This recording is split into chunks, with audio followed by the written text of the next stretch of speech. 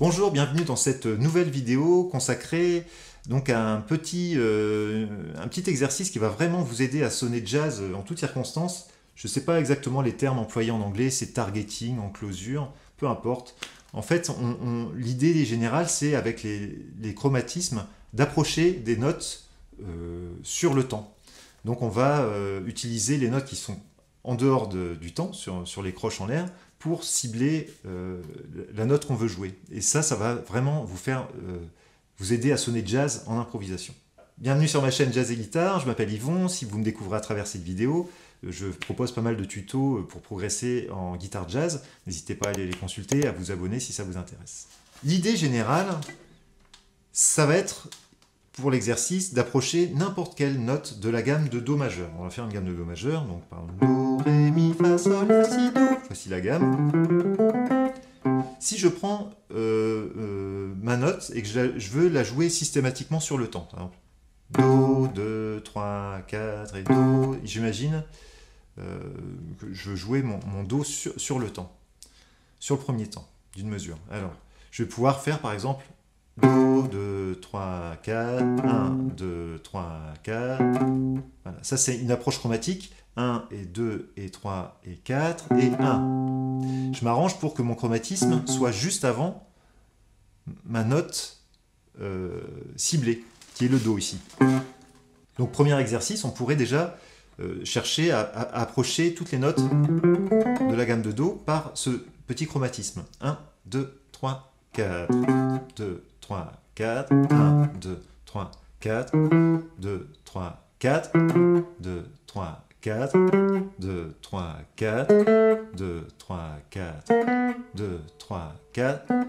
2, 3, 4. Alors vous avez remarqué, pour le Fa et pour le Do, en fait, les chromatismes sont des notes qui font partie de la gamme, puisqu'on fait Mi, Fa, et puis Si, Do. Pardon. Ce sont les notes qui font partie, les deux demi-tons qu'il y a dans la gamme de Do majeur. Mais pour tous les autres chromatismes, ils ne font pas partie de la gamme. Et donc c'est ça qui va donner un petit côté, on sort de la gamme pour re-rentrer dedans. Alors là, on va compléter un petit peu ça avec une note par-dessus, parce que là j'ai fait les chromatismes par le dessous. Alors vous allez me dire, on peut les faire par le dessus. Ouais, mais ça sonne pas pareil. Si on fait ça, 1, 2, 3, 4, 2, 3, 4, 2, 3... Ça c'est plus naturel en fait, d'approcher par le dessous, je trouve. Par contre, ce qu'on peut faire, c'est jouer par exemple sur le temps qui précède la note qui se trouve juste au-dessus de la note cible. Comme ça, on va encadrer. On va faire au-dessus le chromatisme et puis la note ciblée. Donc par exemple, sur Do, ça ferait Ré, Si, Do. Sur le Ré, ça ferait, donc la note juste au-dessus du Ré, c'est Mi.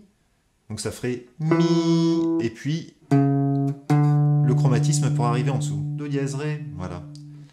Pour arriver sur le Mi, alors là, la note qui est juste au-dessus, ben c'est le Fa. Donc on est un demi-ton au-dessus, Fa, mais c'est la note qui fait partie de la gamme. Hein. À chaque fois, la note que je prends au-dessus, c'est la note qui fait partie de la gamme. Hein, pour le Do, la note au-dessus, c'était le Ré. Pour le Ré, la note au-dessus, c'était le Mi. Et donc là, pour le Mi, la note qui se trouve juste au-dessus, c'est le Fa. Donc je vais faire le Fa et mon chromatisme. Voilà.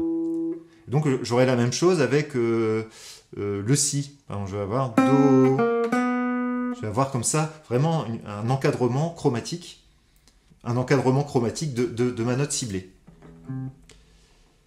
Donc là, on va jouer sur le quatrième temps. 1, 2, 3, 4 et 1, 2, 3, 4 et 1, 2, 3, 4 et 1, 2, 3, 4 et 1, 2, 3, 4 et 1, 2, 3, 2, 3, 2, 3. Alors ça a l'air de rien, il faut quand même se concentrer. Là, je vous donne la tablature si vous voulez, mais idéalement, on est en train de jouer, et je vais arriver sur cette note-là, je vais devoir faire... Ou si je veux jouer...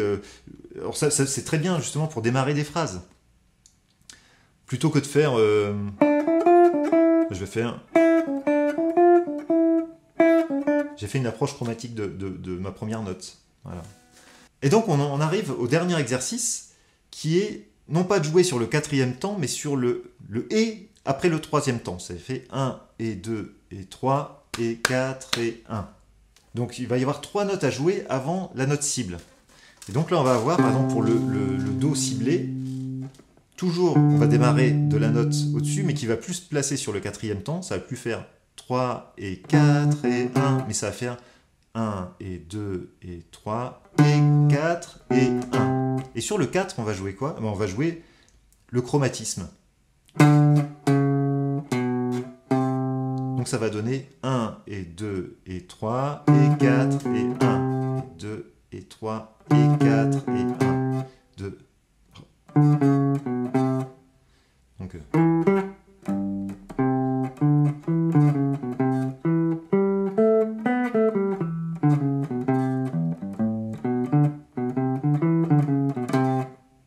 ce que ça donne, c'est assez sympa. Là, c'est juste en ciblant la note Do. Maintenant, si je veux viser le Ré, donc ça va donner Mi, le chromatisme descendant, mais là, on a un problème par rapport au doigté, hein, parce que mon chromatisme descendant, il est soit ici, soit de l'autre côté. Alors moi, ce que je vous propose, c'est de faire de cette manière-là. On glisse l'index, et après, je prends vraiment l'écartement de la main, hein, ça fait un doigt, une case, et je vais glisser mon petit doigt.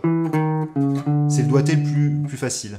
Ce qui revient à faire, si j'étais sur une seule corde, hein, mon Ré qui est là, je prends la note au-dessus, Mi, mon chromatisme descendant, mon approche chromatique par le dessous, pour arriver ici. Mais sauf que là, je suis dans ce doigté-là. Donc je vais faire 2, 3, 2, 3, pour approcher mon Ré.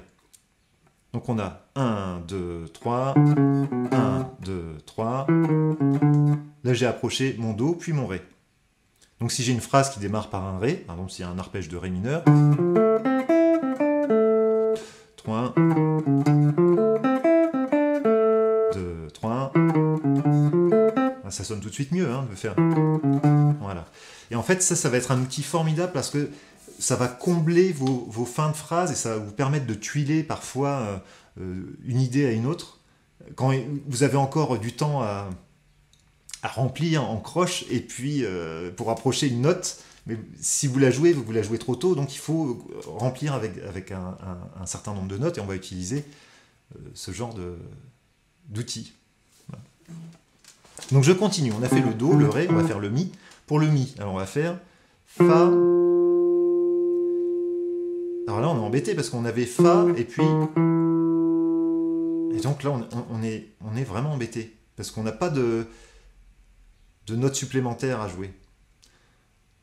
Alors, ce qu'on va faire, c'est qu'on va conserver le Fa qui est en première note sur le Et du 3. On va jouer la note qui se trouve en dessous le chromatisme qui est censé approcher le Mi, c'est-à-dire le Ré. Donc on va jouer une note Fa qui fait partie de la gamme de Do, une note Ré qui fait aussi partie de la gamme de Do, pour conserver la note la plus tendue qui est le chromatisme qui ne fait pas partie de la gamme de Do, et ensuite arriver sur le Mi. Donc ça va donner...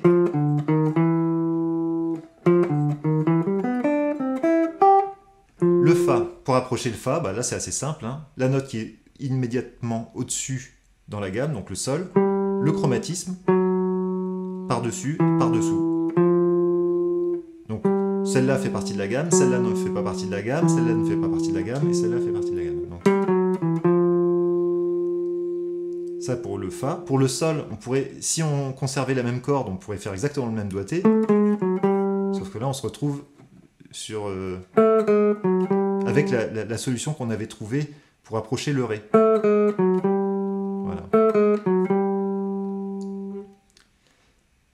Pour approcher le La, bah c'est la même solution que pour approcher le Fa. C'est le même doigté, hein. Voilà. Et pour le Do, on va avoir le même cas de figure que pour le Mi, c'est-à-dire la note qui se trouve... Pardon, pour le Si, pour approcher le Si. Parce que là, on approchait le La. Là, on visait le La. Mais quand on veut approcher le Si, on doit commencer par la note qui se trouve juste au-dessus du Si, c'est-à-dire Do. Passer Donc sur l'autre note qui fait partie de la gamme, qui est le La, et monter chromatiquement vers le Si. Voilà. C'est comme pour le Fa, pour approcher le Mi, on avait fait Fa, Ré, Ré, Mi. Et bien là on a... Voilà, on a le même type d'encadrement. Mais pas du tout avec le même doigté. Et enfin, pour conclure avec le Do, donc ça donne ça. 1, 2, 3, 2, 3, 2, 3, 2, 3, 2, 3, 2, 3, 2, 3, 2, 3. Et une fois que vous avez ça, vous pouvez presque les enchaîner tous les deux temps, c'est-à-dire faire 1, 2, 3.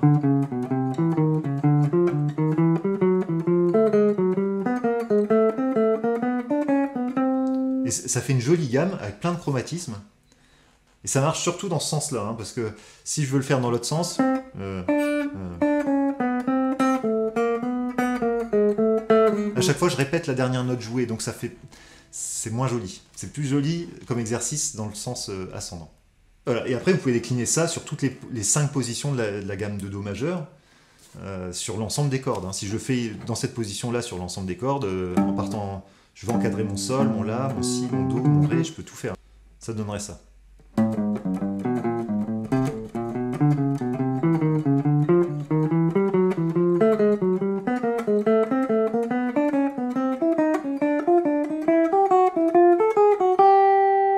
Voilà, on pourrait faire la même chose ici. Hein.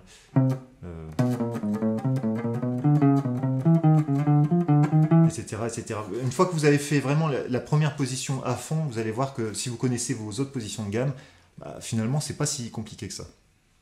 Et puis après, ce que je vous encourage à faire avec cet outil-là, c'est de choisir des petites phrases qui démarrent normalement sur le premier temps et de les faire démarrer un peu en avance avec cette technique-là sur le Et du 3 qui précède le premier temps de la première note à jouer.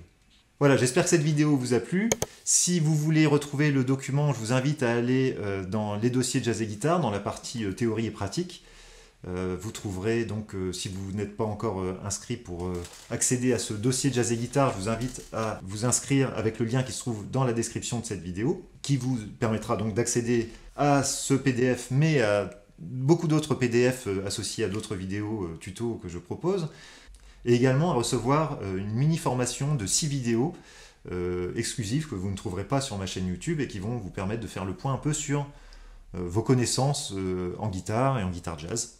Donc c'est totalement gratuit, vous trouverez donc le lien dans la description en dessous de cette vidéo. Moi je vous dis à très bientôt pour une prochaine vidéo.